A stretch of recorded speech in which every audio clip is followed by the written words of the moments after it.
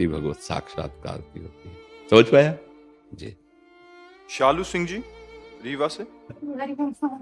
श्री हरिवंश महाराज जी, प्रातः स्मरणीय महाराज जी, हम नित्य ही देखते हैं कि संत जन एवं ज्ञानी महापुरुष जन अपनी इंद्रियों का संयम करके एवं कामनाओं और वासनाओं का दमन करके देवताओं से भी उच्च स्थान को प्राप्त हो जाते हैं, किंतु हम लोग महाराज जी प्रत्यक्ष में सब कुछ देखते हुए भी उन महापुरुषों के आचरण स्वयं के जीवन में क्यों नहीं उतार पाते, जबकि हृदय से आनंद की अनुभूति उन्हीं सत आचरणों के द्वारा होती दिखाई देती है। देखो, हम बातें तो करते हैं आनंद सिंधु की, लेकिन हमारी आंतरिक जो रति है, भोगों में सुख है ऐसी है।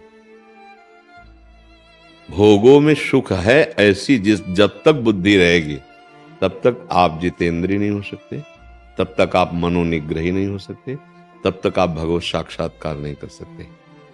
भोगैश्वर्य प्रसक्ता नाम तयापहृत चेतसाम व्यवसायत्मिका बुद्धि समाधो न विधीयते। श्री भगवान कह रहे, जिसके अंतर की बात है ये, जो भोग और ऐश्वर्य ने जिसके चित्त का अपहरण कर लिया है, वो कभी निश्चय ही नहीं कर सकता कि मुझे भगवत साक्षात्कार करना है। बातें वैराग्य की होंगी, ज्ञान की होंगी, स्थिति भोगों में होगी। अगर असलियत में ज्ञान हो गया है, तो जैसे पीछे 1000 का नोट बंद हुआ था, अब एक ट्रक आपके सामने डाल दिया जाए, आपको कोई रति होगी, आपको कोई प्रसन्नता होगी।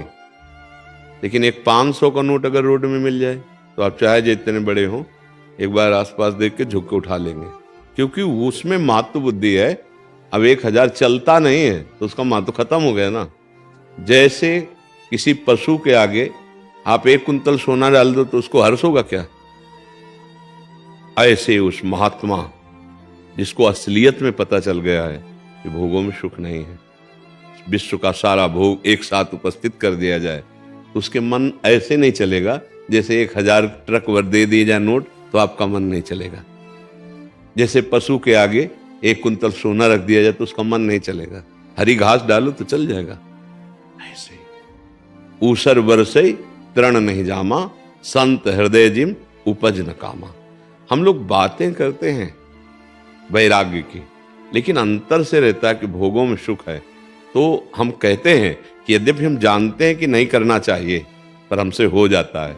वो इसीलिए हो जाता है कि उसमें सुख बुद्धि है। अगर सुख बुद्धि हट जाए तो सब भोग एक साथ आपके पास रहे तो भी आपका मन चलायमान नहीं होगा। अब वो सुख बुद्धि हटाने के लिए ही ये अभ्यास किया जा रहा है। नाम जप कर रहे हैं, नाम कीर्तन कर रहे हैं, संतों की वाणी सुन रहे हैं, भगवत लीला कथा सुन रहे हैं। कभी कृपा हो और हमें शुद्ध ज्ञान प्राप्त हो, भोगों में सुख नहीं है, तो ये ऐसा हटाने की जरूरत नहीं किसी भोग को। उन्हीं के बीच में रहते हुए वो एक विदेह राज की स्थिति को प्राप्त हो जाएगा।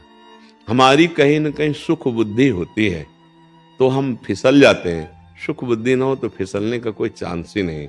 उसी सुख बुद्धि को सत्संग के द्वारा नष्ट करते हैं, नाम जप के द्वारा नष्ट करते हैं। भगवत प्रेमी महापुरुषों का सानिध्य, ये सर्व संगोपहो हिमाम, इन समस्त भोगों से वैराग्य दिला देगा। वैराग्य का मतलब कोई कपड़ा बदलना नहीं होता, अंदर का भाव बदलना होता है। भाव बदल गया, आप गृहस्थ में रहते हुए संत हैं। भाव नहीं बदला तो आप संत होते हुए प्रपंच में हैं। बात एक ही है। हमें अगर अपने कमंडल में रति है, अपनी लंगोटी में रति है, अपनी अचला में रति है, तो जो एक मकान में रति, धन में रति, पत्नी में रति बंधन कर सकती, वो इतना बंधन इतने में भी हो जाएगा। केवल परमात्मा में रति, वो चाहे गृहस्थ हो चाहे विरक्त हो, वो भगवान को प्राप्त हो जाता है। केवल प्रभु में रति। अब ये बातें सुनने में बड़ी सरल लगती है, लेकिन करने में बहुत कठिन है। इसीलिए हम साधना करते हैं, गंदे विषयों का त्याग करके नाम जप करते हुए, संत महापुरुषों की कृपा का आदर करते हुए, उनके वचनों में अपने चित्त को जोड़ते हुए माया पर विजय प्राप्त कर लेते हैं। खूब नाम जप कीजिए। जो जानते हो ये पाप है उसे मत कीजिए।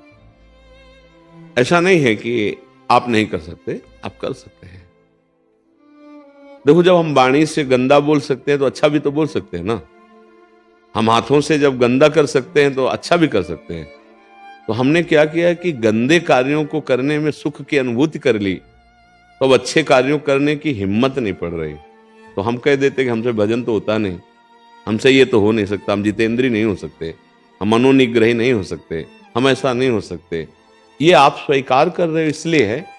अगर आप आज ही स्वीकार कर लें ऐसा क्यों नहीं हो सकता, तो आप देखेंगे आप जितेंद्रिय होना शुरू हो गए, आप मनोनिग्रही होने लगे, आप भगवत अनुरागी होने लगे, क्योंकि स्वीकृति में सारा खेल है। अब हम भाई इस विषय के बिना नहीं जी सकते हैं, अब आपकी स्वीकृति तो आप नहीं जी पाएंगे। नहीं, ऐसा नहीं हो सकता। विषय सेवन किया, गलती हुई, पर ऐसा नहीं कि हम इसके बिना जी नहीं सकते। नहीं, हम अविनाशी के अंश हैं, ऐसा नहीं हो सकता हमें कोई परास्त कर दे। भूल हो गई, गलत गली चले गए तो हम लौट रहे हैं, अपनी गली को आ रहे हैं, जो हमारी सतमार्ग की गली है। असत मार्ग में चले गए, अब हम असत मार्ग के बिना जी ही नहीं सकते, ये फिर दुर्गति करा देता है। इस पर सुधार करना होगा, सत्संग का मनन करना होगा, तो फिर हम जीत जाएंगे। हम भगवान के अंश से कोई साधारण थोड़ी, अपने कोई स्त्री पुरुष मान के फंस गए तो ये फंस हम ही तो गए, तो हम ही छूट जाएंगे। हम इन्हें पकड़ रखा है, हम ही छोड़ देंगे। कोई भी संत महात्मा वो उद्धार की युक्ति आपको बताएगा, पर छोड़ना आपको पड़ेगा, चलना आपको पड़ेगा। रसोई आपको बना के दे सकते हैं, लेकिन पाना आपको पड़ेगा, हजम आपको करना पड़ेगा।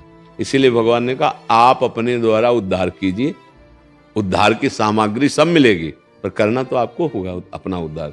अब आप सुने और एको बात ना माने तो बेकार गया ना, और सुन लिए एक भी बात मान लिए तो आप उन्नति को प्राप्त होने लगे। तो उसमें प्रधानता आपकी हुई।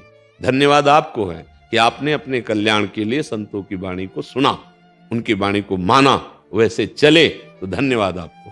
फिर आप भगवत प्राप्ति के योग्य हो जाएंगे। और हम जैसे सोचे कि हम विषय भोगें, गंदे आचरण करें और ले दे के कोई संत ऐसी कृपा कर दे कि भगवत प्राप्ति हो जाए, तो कभी नहीं। ये लेने देने वाला कार्य नहीं है। ये भगवत प्राप्ति ये वो नहीं, दान पुण्य सब ये नहीं। इसमें सीधे मन को प्रभु में लगाना है, इंद्रियों को प्रभु में लगाना। प्रायः जो है अब इन्हीं बातों पर जोर दिया जाता है, ये दान करो, वो दान करो, ऐसा करो, वैसा करो, तो है तो सब प्रकृति जन्य है। वो परमानंद की प्राप्ति थोड़ी करा देगा। महाराज नृग सुना होगा नाम, भागवत में है। रोज हजारों गौवें स्वर्ण से आभूषित करके ब्राह्मणों को दान करते थे, ऋषियों को दान करते थे। एक दिन एक गाय आ गई जो ब्राह्मण कभी दान नहीं लेता था उसकी, और गौशाला में चरवाहों ने बंद कर दी। अब सुबह जब दान के लिए आया तो वो भी गाय श्रृंगारित करके दान की गई।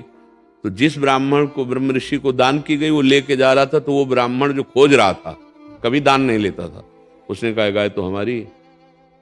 उसने कहा नहीं, अभी अभी मैं दान लेकर के आ रहा हूं महाराज नृग से। दोनों नृग के दरबार में पहुंचे। उसने महाराज से कहा कि गाय आपने अभी दान की? हाँ हाँ दान की। तो उनका ये मेरी गाय है, आप हमारे पड़ोस में पूछ लीजिए, मेरी गाय है, आपके गौशाला में कैसे पहुंच गई मुझे पता नहीं, पर मेरी गाय वापस करवाइए। तो उनका गाय तो मैं नहीं वापस करूंगा, वो जो दान लिया था। उसने कहा मैं तो ये गाय लूंगा क्योंकि मुझे दान में मिली है। तो महाराज नृग ने कहा कि हम तुमको 1 करोड़ गाय देंगे, जिसकी गाय है उसको वापस करो। उसने कहा नहीं। तो जिसकी गाय थी उससे कहा तुम 1 करोड़ गाय ले लो। तो कहा नहीं। पर इसी अपराध में गिरगिट बने थे, गिरगिट। ले, इतना बड़ा दानी, द्वारिका के कुएं में गिरगिट बना पड़ा था। इसीलिए खास बात है नाम जप करो, खास बात है अपना कुछ न मान करके प्रभु का मानो। कहीं कुछ लेने देने वाली बातें नहीं है, जो जहां है वहीं छोड़ो।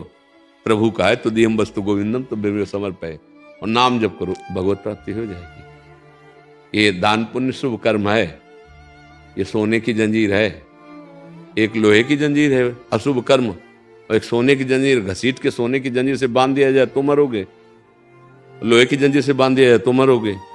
तो ऐसे ही बार बार जन्म मरण का जो चक्र मिल रहा है, शुभ अशुभ दोनों से मिल रहा है, हमें दोनों को विध्वंस करना है। वो है भगवान नाम जप, वह है अध्यात्म, वो है भगवान के मार्ग में चलना। तो बड़ा दुर्लभ है केवल शुद्ध भगवान के मार्ग की बात सुनने को मिल जाए, समझने को मिल जाए कि मार्ग किसे कहते हैं। तो तुम्हारी बुद्धि कहाँ लगी? धन में, कि अगर इतना होगा तो हमें इतना लाभ मिल जाएगा, वो बात नहीं बनी। और जब कुछ नहीं, अपने मन को केवल प्रभु में लगाओ, तो लगा कि ये सब जितना आज तक कमाया इसका कोई महत्व नहीं है। भाई यही बात तुम्हारी खास अध्यात्म की आई, इसका महत्व नहीं है। परमार्थ तब बनेगा जब जितना जो कुछ तुम्हारे पास है वो सब तुमको लगने लगे कि यार इसका कोई महत्व नहीं है। तब आप समझो कि हमारा सत्संग हुआ, हमारा परमार्थ में प्रवेश हुआ। तो हम जानबूझ करके फंसे हैं, हमें जानबूझ के ही हटना होगा। हम ही फंसे हैं, कोई दूसरा हमने फंसा है। इसमें सुख है, बस इसी भावना ने मुझे फंसा लिया। और भगवान कह रहे दुख खा ले हम कह रहे सुख खा ले तो उल्टा बुद्धि हमारी है, भगवान की नहीं है। हम जिस दिन सही समझ जाएंगे उस दिन हम निकल जाएंगे। किसका प्रश्न था? हाँ बच्चा, ऐसा ही। चंद्रशेखर परमार जी, मध्य प्रदेश से।